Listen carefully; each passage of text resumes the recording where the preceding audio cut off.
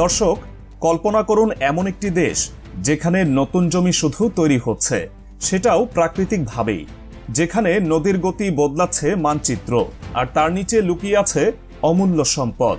ভাবছেন এটা কোনো সায়েন্স ফিকশন গল্প? না, বাস্তবেই এমনটা ঘটছে বাংলাদেশের উপকূলে।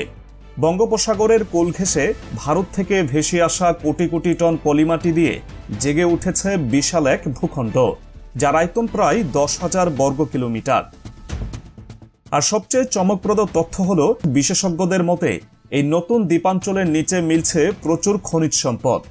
তারা বলছেন এটি যদি সঠিকভাবে কাজে লাগানো যায় তাহলে বাংলাদেশের অর্থনীতি পাল্টে যেতে পারে রাতারাতি।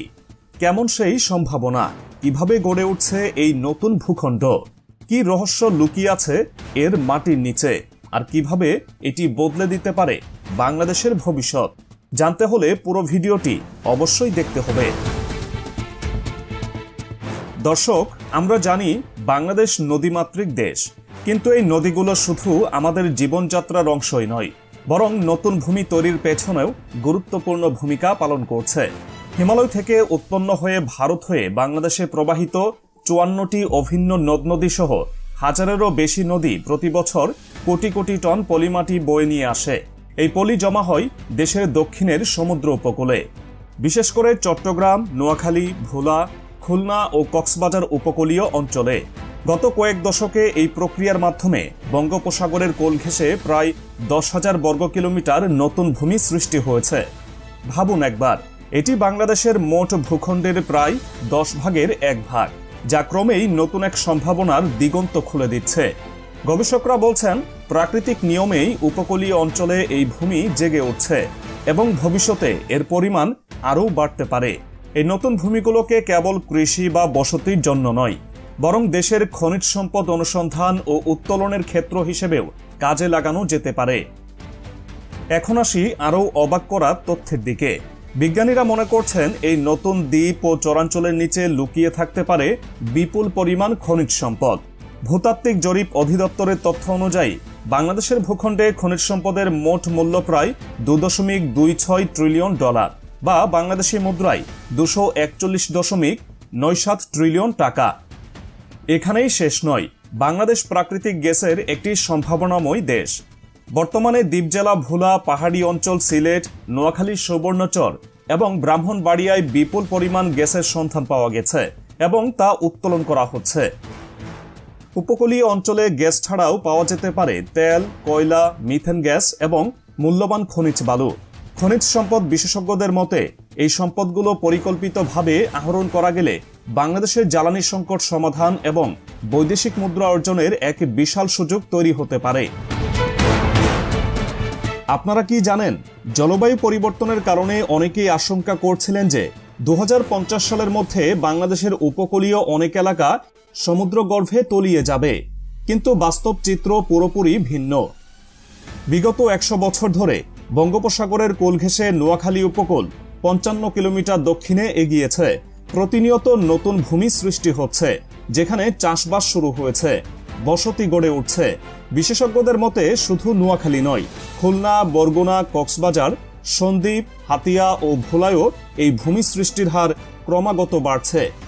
এই প্রক্রিয়া অব্যাহত থাকলে আগামী কয়েক দশকের মধ্যে বাংলাদেশের আয়তন আরও কয়েক হাজার বর্গ কিলোমিটার বৃদ্ধি পেতে পারে।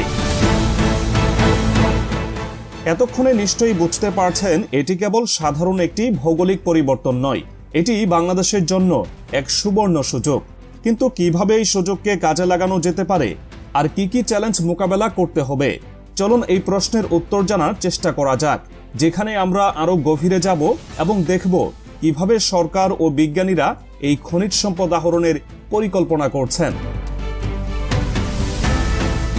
এই বিশাল চরাঞ্চল ও দ্বীপভূমির নিচে যে বিপুল পরিমাণ খনিজ সম্পদ লুকিয়ে আছে, সেটি বিশেষজ্ঞদের দীর্ঘদিনের পর্যবেক্ষণে উঠে এসেছে। জ্বালানি ও খনিজ সম্পদ বিশেষজ্ঞরা বলছেন বঙ্গোপসাগরের কোল ঘেঁষে ও নবগঠিত দ্বীপাঞ্চলে অনুসন্ধান কার্যক্রম জোরদার করা গেলে আমরা আরও প্রচুর পরিমাণ খনিজ সম্পদ পেতে পারি। বর্তমানে ভোলা, সুবর্ণচর ও ব্রাহ্মণবাড়িয়ায় গ্যাস পাওয়া গেছে এবং উত্তোলনও চলছে, যা আমাদের ভবিষ্যতের জন্য দারুণ সম্ভাবনাময়।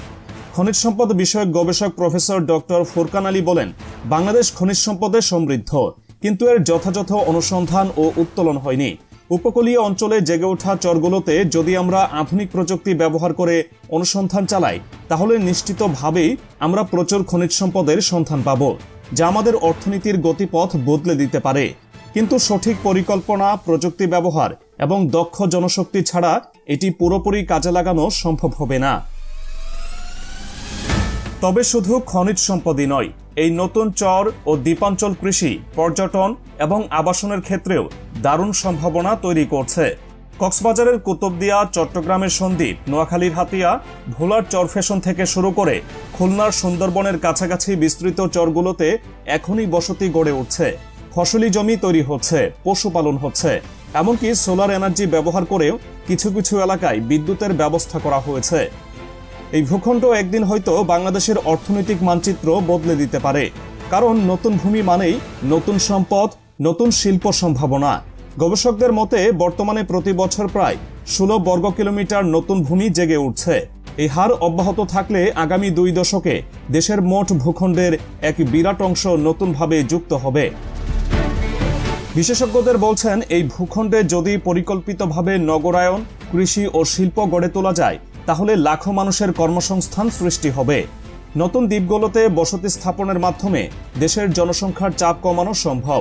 বিশেষ করে ঢাকা, চট্টগ্রাম ও অন্যান্য প্রধান শহরের উপর যে বাড়তি চাপ পড়ছে, তাই নতুন অঞ্চলগুলোতে স্থানান্তরের মাধ্যমে অনেকটাই কমিয়ে আনা যেতে পারে। এবার আসি সবচেয়ে বড় সম্ভাবনার দিকে, তেল, গ্যাস ও অন্যান্য খনিজ সম্পদ উত্তোলন। বিশ্বজুড়ে অর্থনৈতিক সুপার পাওয়ার দেশগুলো নিজেদের খনিজ সম্পদের উপর ভিত্তি করে এগিয়ে গেছে। মধ্যপ্রাচ্যের দেশগুলো তেল ও গ্যাসের মাধ্যমে তাদের অর্থনীতি বদলে ফেলেছে। বাংলাদেশও যদি তার নতুন দ্বীপগুলোর নিচে থাকা খনিজ সম্পদ উত্তোলন করতে পারে, তাহলে দেশ এক নতুন অর্থনৈতিক উচ্চতায় পৌঁছাতে পারে। বিশেষজ্ঞদের মতে বাংলাদেশের বঙ্গোপসাগর ও উপকূলীয় অঞ্চলে যে খনিজ সম্পদ রয়েছে, তা যদি সঠিকভাবে কাজে লাগানো যায়, তাহলে শুধু দেশের জ্বালানি চাহিদাই নয়, বরং রপ্তানির মাধ্যমেও বৈদেশিক মুদ্রা অর্জন করা সম্ভব। বিশ্বের অন্যান্য দেশ যেখানে নতুন ভূমি তৈরি করে সাগরের উপর কৃত্রিম দ্বীপ বানাচ্ছে, বাংলাদেশ সেখানে প্রকৃতির উপহার হিসেবেই বিশাল এক ভূখণ্ড পাচ্ছে। এটি আমাদের জন্য এক অপার সম্ভাবনার দরজা খুলে দিয়েছে। বাংলাদেশের জন্য এখনই সময় সঠিক পরিকল্পনা নেওয়ার। জলবায়ু পরিবর্তনের ঝুঁকি মাথায় রেখে উপকূলীয় অঞ্চলে সঠিক অবকাঠামো গড়ে তুলতে হবে। আধুনিক প্রযুক্তির ব্যবহার নিশ্চিত করতে হবে, যেন আমরা এই নতুন ভূখণ্ডের সমস্ত সম্পদ যথাযথভাবে কাজে লাগাতে পারি। বাংলাদেশের মানচিত্র বদলে যাচ্ছে, অর্থনীতি চাকা ঘুরতে শুরু করেছে। বঙ্গোপসাগরের কোল ঘেঁষে গড়ে ওঠা এই নতুন দ্বীপ ও চরগুলো শুধু আমাদের ভৌগোলিক বিস্তারই নয়, অর্থনৈতিক সমৃদ্ধির নতুন দিগন্ত খুলে দিচ্ছে। এখন প্রশ্ন একটাই, আমরা কি এই সুযোগ কাজে লাগাতে পারবো, নাকি সম্ভাবনাগুলো অব্যবহৃতই থেকে যাবে? সিদ্ধান্ত আমাদেরই নিতে হবে।